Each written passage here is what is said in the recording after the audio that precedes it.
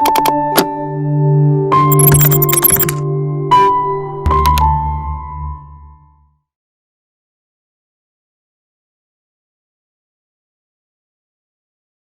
afternoon, everyone. My name is Ehsan Nabavi, and I'm a lecturer at the Australian National Centre for Public Awareness of Science, CPAS, here at ANU. It's my pleasure to welcome you here this evening for Responsible Innovator lecture series. Welcome. Before we get started, I would like to acknowledge and celebrate Nono and Namri people on whose land we meet for this lecture. I'm delighted to welcome our great speaker, Dr. John Zerilli, who will be talking about AI ethics this evening. As you know, in the lecture series, we have discussed the importance of ethics in developing new technologies and the key role innovators play actually in shaping those technologies in a more responsible and sustainable ways. And AI is, of course, is one of the most important things that innovators of our time working on it. But we cannot say everyone agrees on its very definition, the value it brings, and also the way we should operationalize it. So I'm not sure about you, but over the last few years, I have had this kind of experience coming across people who especially trained in the computer science, who thought AI ethics, it's difficult to deal with. Maybe, as John maybe put it, it's all fluff and perhaps with not much substance. This kind of situation actually showed me that there is a very large gap between the cultures in hard and soft science exists that needs to bridge. And this is the crucial question here is how should we go about this? And particularly it is important when we consider that there is a great demand, increasing demand for the STEM skills out there. So that's why we have Dr. Zerilli here today with us, helping to understand the problem, the challenge, and think about the future. Dr. John Zerilli is a philosopher with a particular interest in cognitive science, AI, and the law. He's a Chancellor's Fellow in AI, Data, and the Rule of Law at Edinburgh University, a research associate in the Oxford Institute for Ethics in AI at the University of Oxford, and an associate fellow in the Center for Future of Intelligence at the University of Cambridge. His two most recent books are The Adaptable Mind, published by Oxford University Press, and A Citizen's Guide to Artificial Intelligence, MIT Press. So before I hand over to you, John, it's always, we have these couple of housekeeping items. First of all, the lectures will be recorded. Recording will be available on Responsible Innovation Lab website. If you want to watch the previous recording, you can go to the website, innovateresponsibly.org. If you have questions, you can use the chat box and ask your question at the end of the talk. You can unmute yourself and ask your question from John. Okay, so without further ado, hand over to you, John. Thanks. So I've got the time here as 8 minutes past the hour. So I think that gives me until 48 minutes past the hour. Yeah, I mean, I might finish before then. CP Snow's two cultures I'll explain what that is in a moment, is because I think the AI revolution, or the so-called AI revolution, provides a neat illustration of his idea that there are these two cultures out there, one a scientific culture and one more of a humanities or social sciences, non-science, non-natural science culture. And I think AI, as I say in the abstract of this talk, provides a timely opportunity to reflect on why that gap that he said existed between the two cultures continues to exist. A gap between, you might say, the hard and the soft sciences. And I'd like to take aim at the attitude which was discussed in the opening there, between the attitude among some computer scientists and some people in various areas of the tech sector. It's also an attitude that I've noticed among some undergraduates that come in to do philosophy, but who are also doing some science as well. And it might be a view that's prevalent in the wider public, I'm not sure, but it's this attitude that ethics is a lot of fluff, that there's really nothing much of substance to it, and that anyone that's really worth their intellectual salt wouldn't waste their time on such trivialities, that the real challenges are actually designing the technology.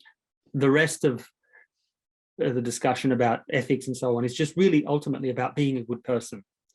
So, you know, if you've got a pencil, let's say a pencil, well, if you're a good person, you don't stab people with pencils, you don't flick pencils at people, you don't write nasty things about people with pencils. So it's just a trivial question about being a good person.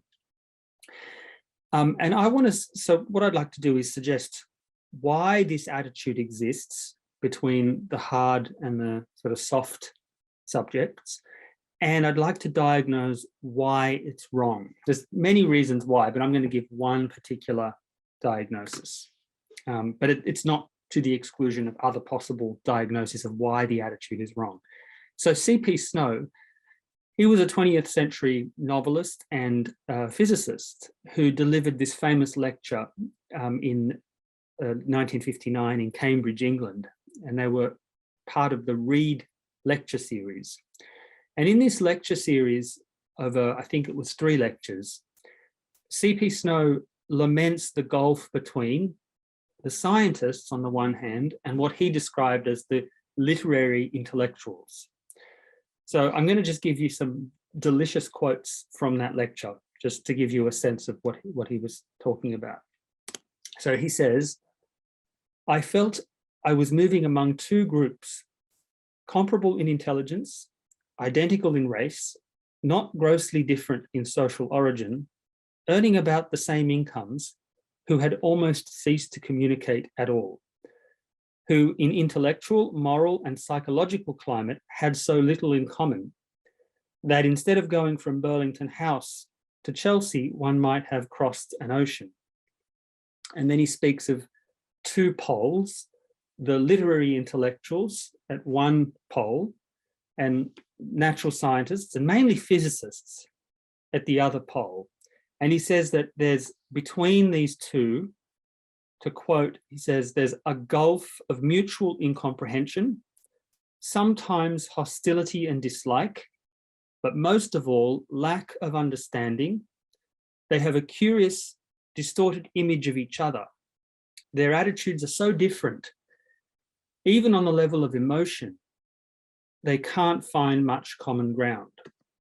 And he goes on to say that the literary intellectuals have, and I'm quoting again, have a rooted impression, so these are the humanities folks, have a rooted impression that the scientists are shallow, shallowly optimistic, unaware of man's condition. On the other hand, the scientists believe that the literary intellectuals are totally lacking in foresight, unconcerned with their brother man, in a deep sense anti-intellectual, anxious to restrict both art and thought to the existential moment. So an interesting feature of his presentation is that he does identify a certain morality that's built into the scientific enterprise itself. So the disinterested search for truth, the fact that theories are only as good as the evidence that can be found in support of them, that you're having to publish your results and make your experiments replicable, falsifiable, and so on. He thought that was an inbuilt morality. He didn't say much more about that, but it is interesting. I just throw this out there as a question. It's interesting to consider that as the reason for why maybe ethics is considered a bit fluffy, or at least redundant. because there's something about the scientific enterprise that already channels us in the direction of a form of honesty and transparency and forthrightness and truth. So I just put that out there as a possibility. But in any case, this cultural chasm in today's tech terms would be something like the IT, the AI folk thinking that the humanities folk couldn't find their way around a motherboard. And on the other side, the humanities folk looking at the tech folk as culturally illiterate. They might even think of them as being daft, holding uncritical, unreflective views of culture, society, politics, and so on. And, you know, there is a little bit of support that they might be able to muster in pointing to oppressive regimes around the world. If you look at oppressive regimes around the world, they're generally not producing graduates in sociology and philosophy and history and classics. What they're doing is producing lots of technical STEM graduates. And that feeds into the humanities folk narrative that, well, that's proof in the pudding.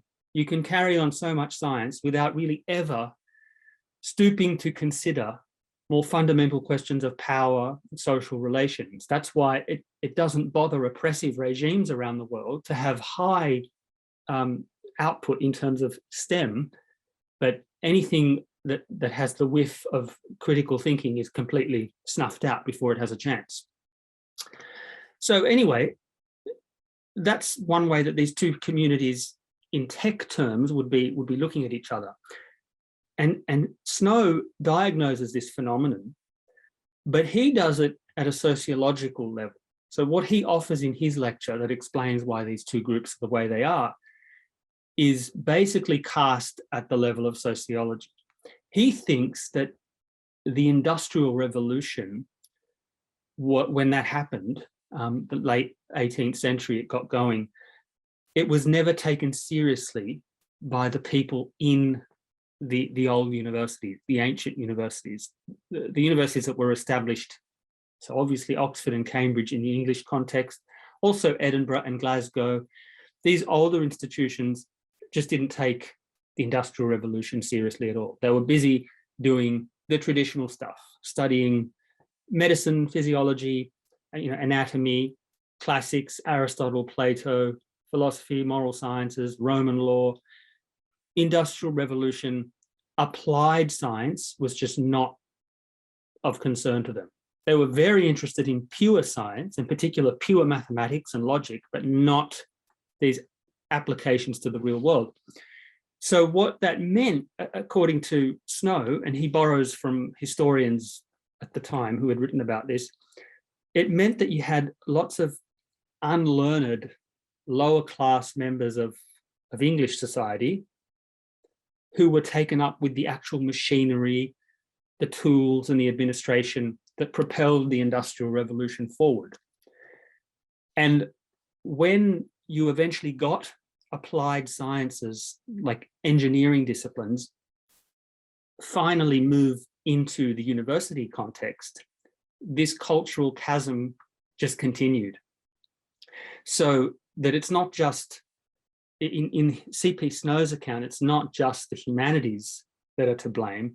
It's really more about pure inquiry, pure mathematics, pure philosophical inquiry, logic, pure inquiry versus applied, worldly inquiry. And what he's done is essentially provide a class-based account for why you have this cultural chasm between the hard and the soft sciences. Now, fascinating as this theory is, I'm interested in the psychological differences between these two groups. And I don't want to exaggerate the psychological differences. It's one of those easy traps to fall into, just like you can exaggerate the differences between male and female brains. But nonetheless, there are these psychological differences between the two cultures. And my claim is really a rather straightforward one, which is that the psychological differences between the sort of STEM personality type and the non-STEM type come down to something peculiar about the subject matters concerned. So you can draw these two personality types according as they are adept at handling what the philosopher Wilfrid Sellars referred to as the space of law on the one hand and the space of reason on the other. So he had this distinction between the space of law and the space of reason, which I think roughly maps onto what the evolutionary biologist Stephen Jay Gould referred to as non-overlapping magisteria. He was talking about the difference between science and religion, and he was talking about these two non-overlapping magisteria. The linguist Noam Chomsky, for his part, has drawn a distinction many times between what he calls problems and mysteries. Problems are things that you can actually get to work on, roll your sleeves up and have a go at solving, whereas mysteries are just things that are completely baffling and beyond our ability to comprehend, possibly ever. An example of a problem would be something like the function of the nervous system, or the way that nutrients are metabolized by cells. A mystery would be something like consciousness. What gives rise to it? What is it? Why does it have to be? Or even the question of free will. You know, what can it mean to be free if your actions are completely spontaneously your own? Then in a sense that they already are determined because you can't help but be you. So then that means that we're determined, and yet we're not determined precisely if we can spontaneously choose what we want. These are all mysteries, according to this division. And of course, you might have heard of the philosopher David Chalmers, who speaks about easy problems and hard problems. So, and for him, easy problems are things like the functional explanation of a system, where you just break it down into what the mechanism does in terms of, you know, the role it plays, and you keep breaking it down until you get to simpler and simpler parts.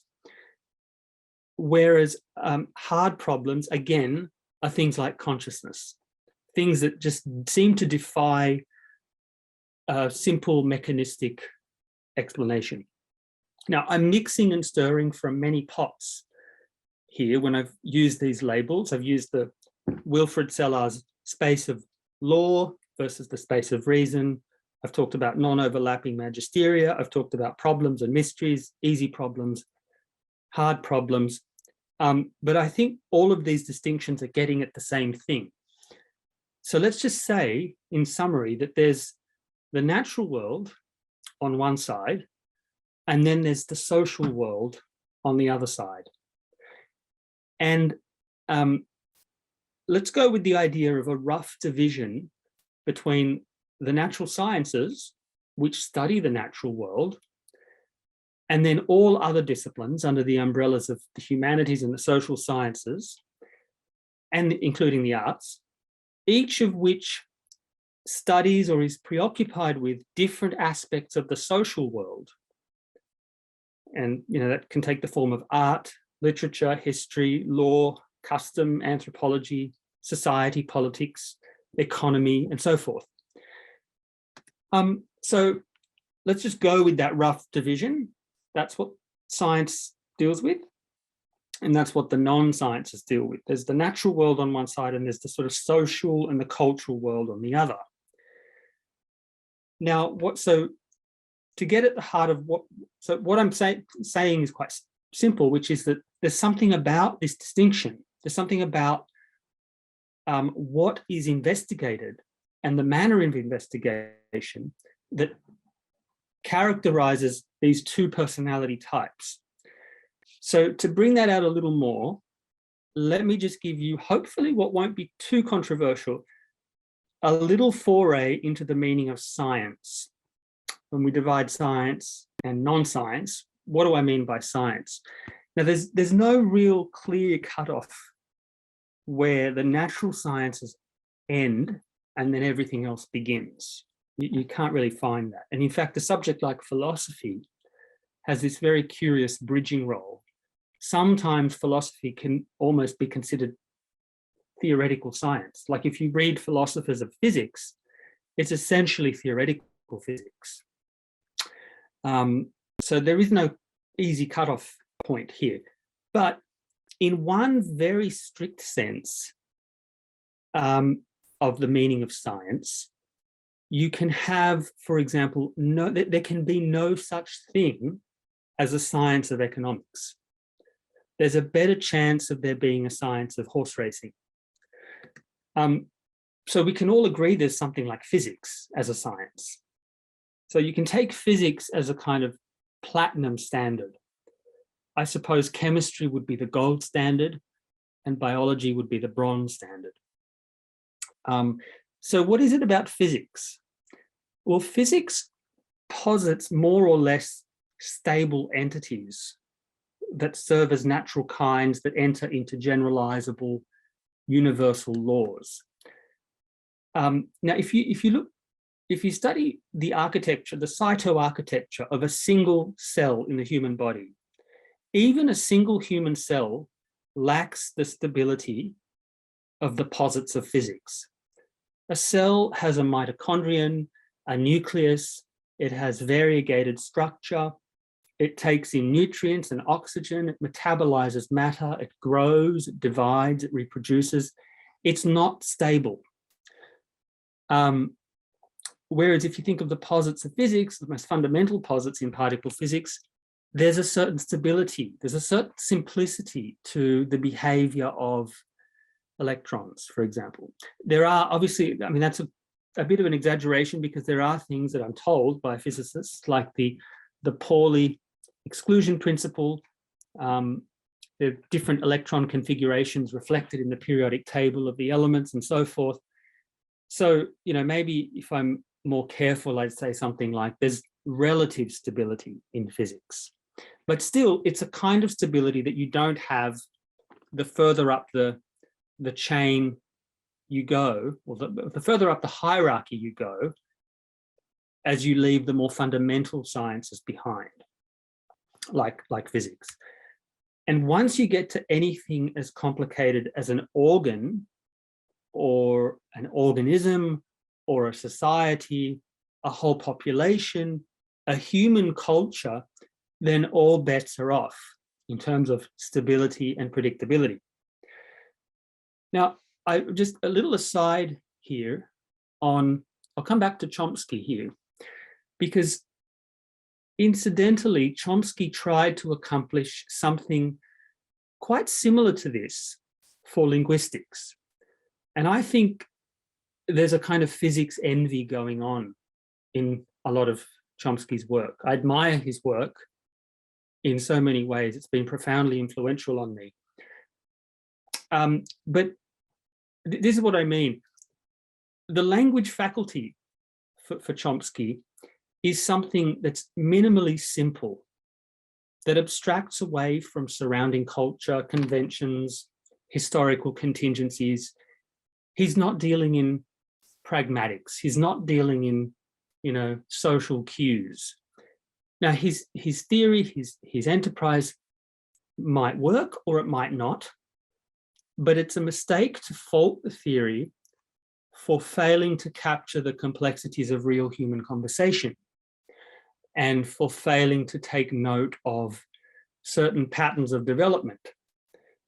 The more telling criticism of Chomsky is that you can't do what you're trying to do with language. You can't have a science in the strict sense, like a physical science of syntax. You can't do it. The entities that you are looking for that are so simple and abstract and pure just don't lend themselves to hypothesis in this domain. So the language faculty, therefore, just is not a stable posit, the kind that Chomsky and his followers were looking for. Now, turning to economics, what's the equivalent of a posit in economics? I suppose you might say a market, or a perfectly competitive market, or an equilibrium, a market in equilibrium, a rational individual. These are all meant to be really simplified posits over which we can state general laws and construct models. So they're supposed to be, in other words, the analogues of what in classical physics would be frictionless planes, acceleration due to gravity, atmospherically neutral projectile pathways. Basically, if you heard of the joke, the spherical cow in a vacuum. You know, you may have heard the joke, let's assume a spherical cow in a vacuum. It's a sort of a way of making fun of physics because everything's so abstract in physics. Now, this isn't to say that you can't posit abstract kinds and construct models in linguistics and in economics and in other subjects that purport to be sciences in their own right. And these models, for example, in economics, may be helpful, but particularly in economics, they won't work except in very specific circumstances. You have to build a lot of assumptions into them. This is a fairly familiar matter. And you can't have a science for every different situation. So you can't have a science of the subject matter of economics in this very strict physics envy sense of science. And it's interesting to note, actually, that even classical physics departs from the real world. The path of a projectile is not a perfect parabola. It doesn't conform to y equals x squared because you have atmospheric conditions and wind and other factors that, you know, distort the perfect parabola. So anyway, that's a rough sketch of how you could define science, and particularly the physical sciences, and then it relaxes the more you get away from physics. But if you take physics as the paradigm, that's a sketch of how it differs from the non-sciences or from other ways of investigating the world. And so to come back to these personality types, there are these two personality types divided broadly by subject matter, where the subject matter itself divides up between those which are able to posit far more and far less stable entities as a matter of getting on with constructing theories. And it just so happens that the more stable the posits of your subject, the more scope there is for universalizability, for the discovery and formulation of laws, and the more traction you can get using mathematics and statistics and probability theory to describe what might happen. And the tech folk, again, to come back to these sort of the AI, tech, and more generally STEM folk, could take a kind of sneering, arrogant attitude, the way that Ernest Rutherford famously did when he said, there is physics and then there is stamp collecting.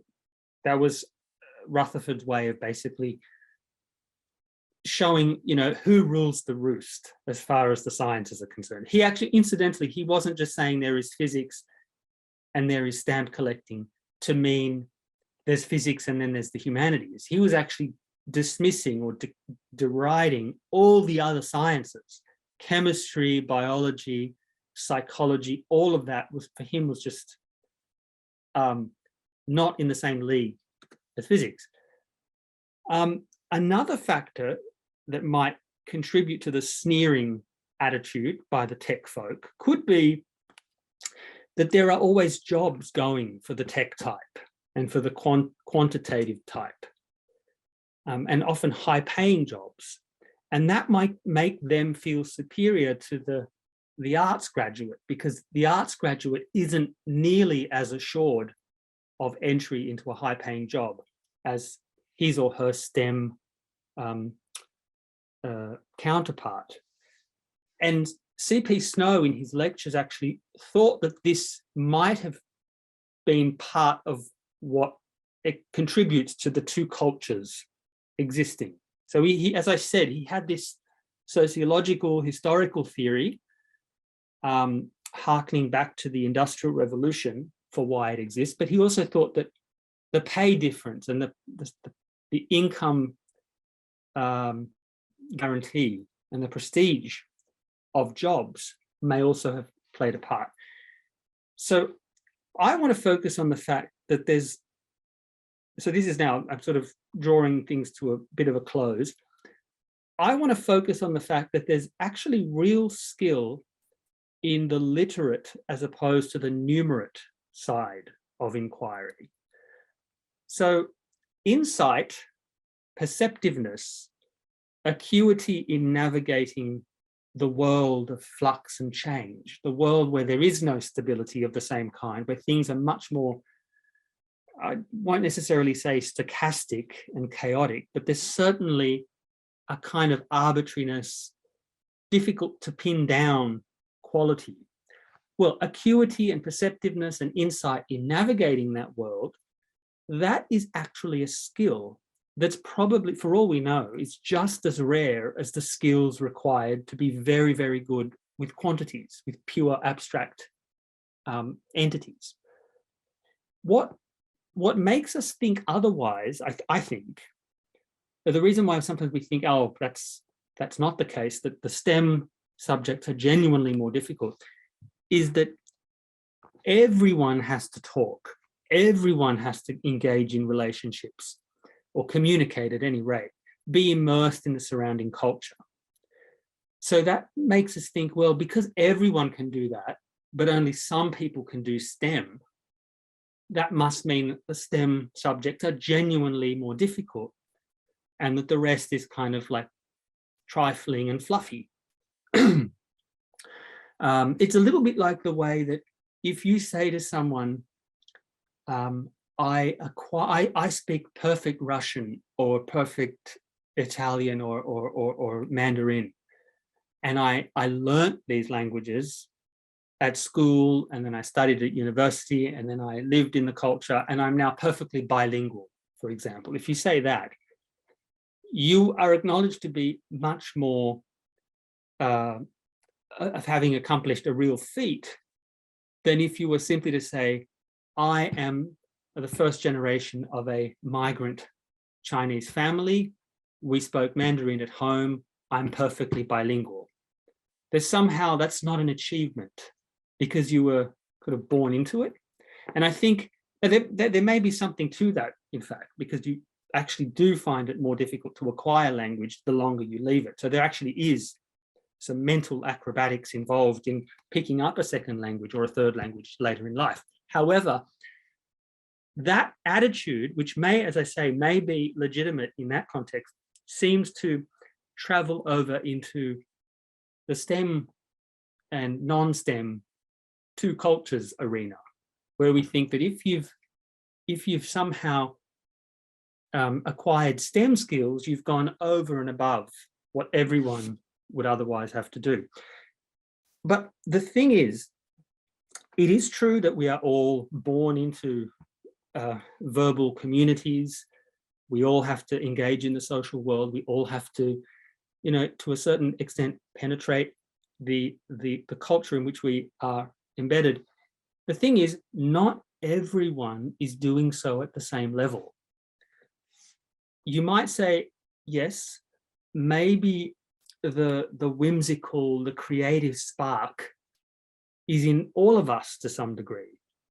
So that, again, the tech person might say, we tech folk are still smarter than the guy doing ethics down the road because we're all creative in our own way. But then my thought, my riposte is, to the same degree, technical skills are also everywhere. If you think about it, most of us can do arithmetic. And anyone that can do arithmetic can be taught to do mental arithmetic. Most of us can engage in projects that require budgeting and forecasting, financial management, navigating a healthcare system when we're unwell. And most of us are literate. If you think about it, that's a tech superpower. That's a form of coding that we all have to pick up over many years. And when we're forced to do so, as we are in our literate societies, almost all of us do, and almost all of us learn to read, which is to say we all basically learn a form of coding. There's also some recent work in psychology, very interesting work, that shows that most of us are pretty good Bayesian reasoners. Most of us aren't guilty of, not sure if you're familiar with it, you might have heard of the base rate fallacy. It turns out that success in these tests comes down to the language that's chosen and how the problem is presented. If you present it in a different way and you don't make comprehension of the problem, of the statistical issue, depend on language, then actually accuracy and success in these tests goes dramatically up. And so it turns out most of us are not guilty of the base rate fallacy. Most of us can update probabilities roughly in accordance with Bayes' rule, despite what we've been told for a long time, particularly in that Kahneman, Tversky paradigm of heuristics and biases that show that we're very irrational, that we act on hunches and we're sort of all over the place, and we can't behave rationally according to strict canons of Bayesian reasoning. Well, that's grossly exaggerating what is in fact the case. And sort of lastly, there's also a scientific cast of mind evident even in the humanities. So this, I'm still continuing on this theme, that the technical skills that are assumed to be just the special province of a few people who are blessed with STEM skills, whereas everyone else sort of just happy to faff about in the world of culture and humanities. Actually, even in the humanities, you have this same scientific cast of mind evident. So if you take history, and if you take narrative history, even the romantic kind that we associate with histories written in the grand manner of the 19th century, where you had, epic, almost emotional kinds of history that gave an impressive sweep of events.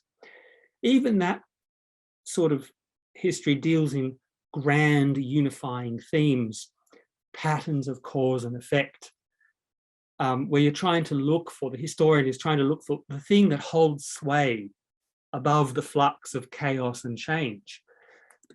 That's the scientific propensity to simplicity and parsimony right there.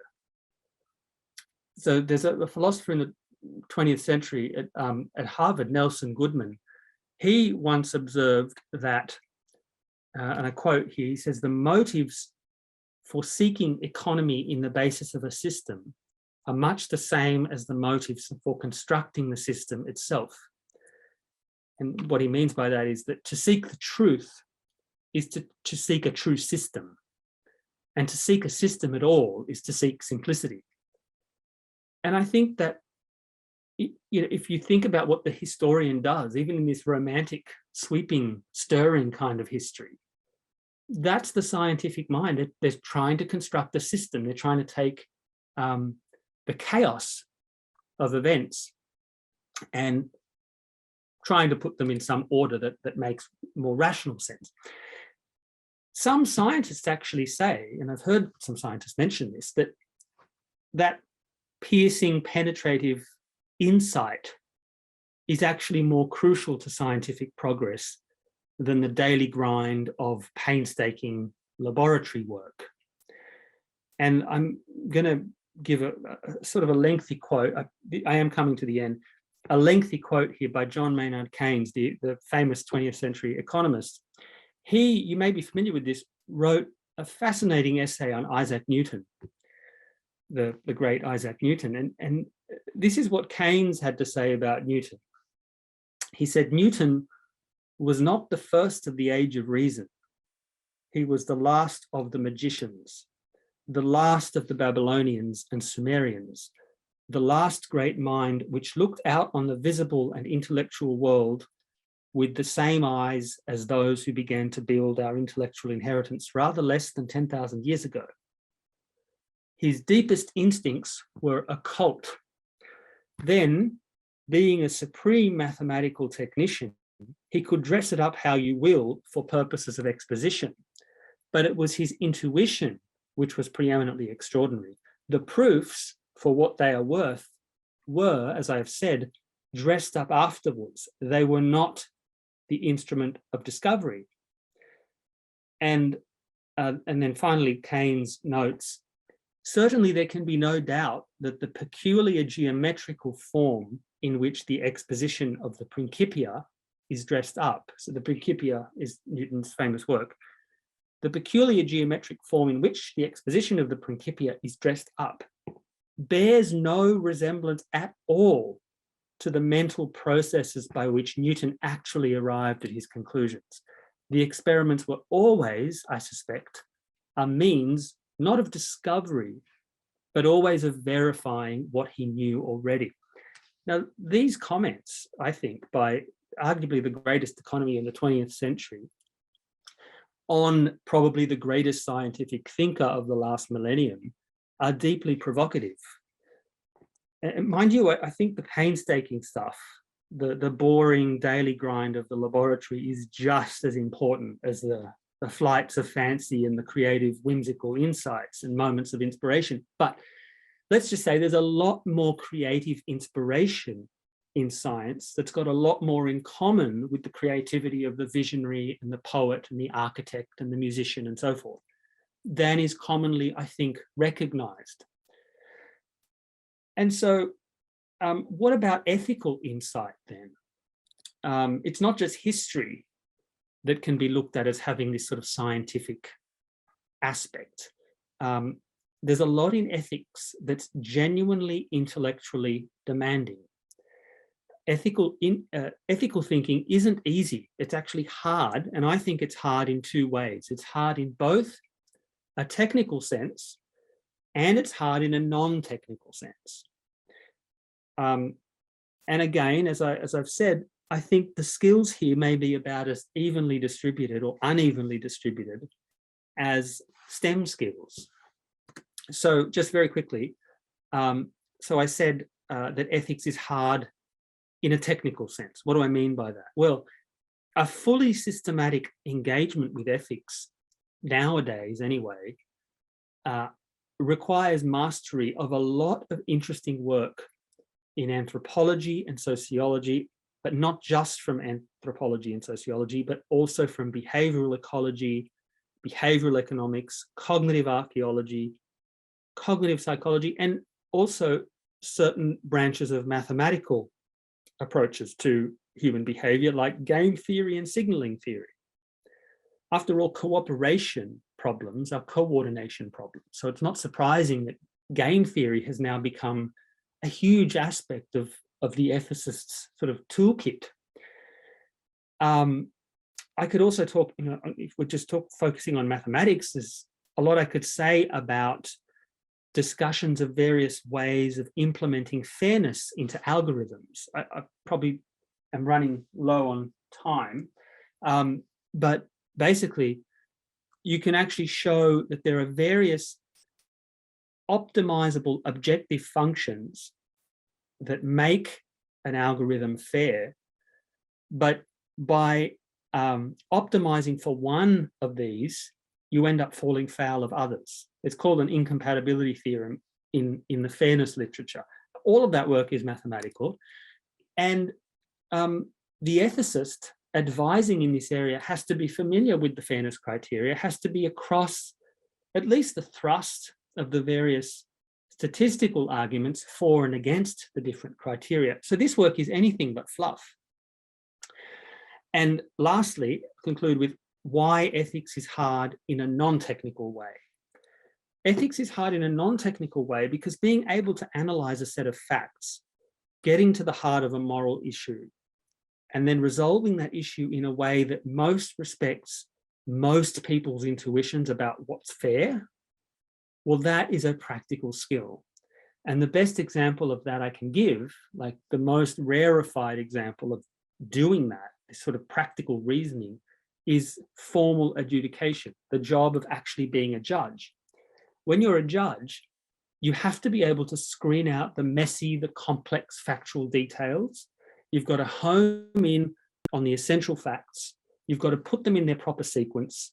You have to isolate the relevant legal issue. Then you have to apply the law to these circumstances in a way that's most faithful to the spirit of the law, while at the same time trying to do the right thing by the parties. And this is an intensely intellectually draining, taxing activity. And trying to do it efficiently and accurately is very difficult.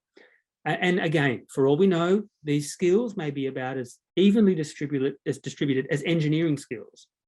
So to conclude, I would just say it's a simple conclusion. Scientists, STEM people, AI, tech folk need to respect and even revere the penetration and the vision of those who come to their answers in less formal ways.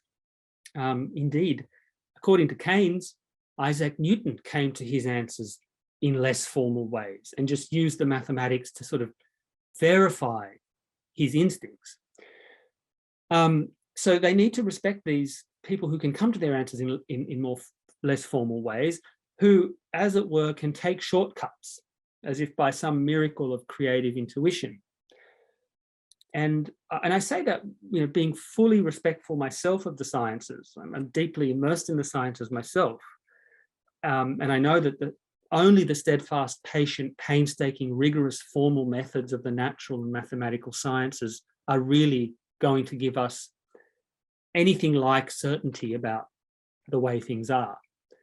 But even with that, I think the STEM community needs to be open to the ways in which both STEM and non-STEM people are really doing much the same thing.